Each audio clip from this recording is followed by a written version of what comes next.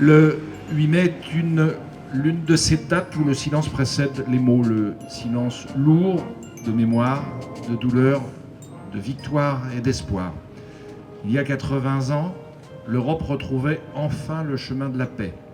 Après 6 années d'un conflit mondial ayant bouleversé les peuples, ravagé les terres et brisé des millions de vies, les armes se sont tues. Ce 8 mai 1945, ce fut la victoire des Alliés sur la barbarie.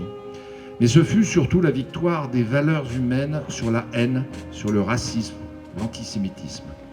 La victoire de la liberté sur l'autoritarisme, la victoire de la vie sur l'abîme.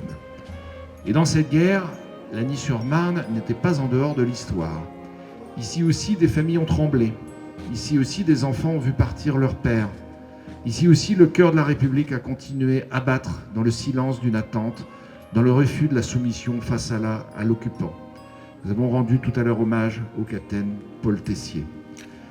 En ce 8 mai 2025, nous honorons leur mémoire, les combattants, les fusillés, les déportés, les résistants, les civils broyés, tous ceux qui ont fait le choix de l'honneur et de l'indignation, tous ceux qui ont refusé de céder à la peur, à la résignation, tous ceux qui ont, parfois, dans la plus grande solitude, gardé vivante l'étincelle de la liberté.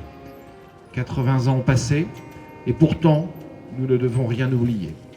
L'oubli, c'est le terreau de l'indifférence, et l'indifférence, celui du renoncement à nos valeurs républicaines.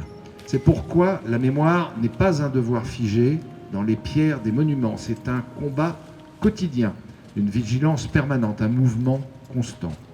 Les jeunes ici présents, élèves de nos écoles, sont les dépositaires de cette mémoire. Ce sont eux qui, demain, à leur tour, devront faire vivre le flambeau de la paix et de la liberté.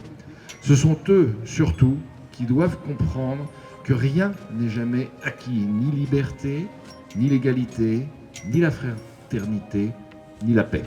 C'est pourquoi, aujourd'hui, nous devons dire haut et fort, avec la même solennité que nos aînés il y a 80 ans, vive la liberté, vive la paix, vive la République et vive la France.